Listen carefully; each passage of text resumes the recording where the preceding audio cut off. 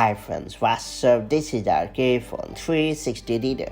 It's time to learn how to install Homebrew on Mac running macOS 13 Ventura or later.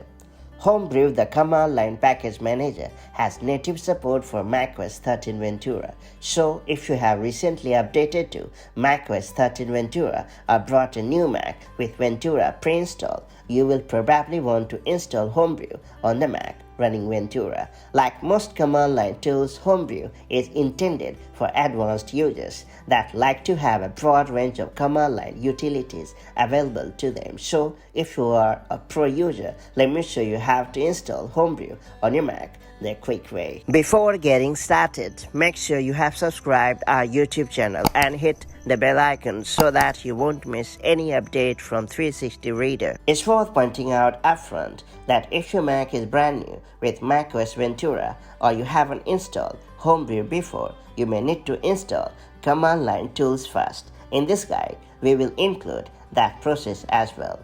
To get going, launch the Terminal app on your Mac. The quickest way to open the Terminal app is to press the Command plus spacebar to bring up the Spotlight search. Then type in Terminal and launch it.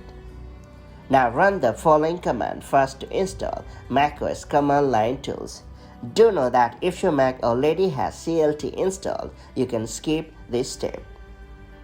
When that finishes, run the following command to install Homebrew on your Mac. And finally hit return and let installation process complete. And there you go, you have successfully installed both command line tools and Homebrew onto the Mac with macOS Ventura or later. If you found this video helpful, do like and share it, and I'll see you in the next video with more such handy macOS tips and tricks. Till then, stay safe and have a great time. Bye.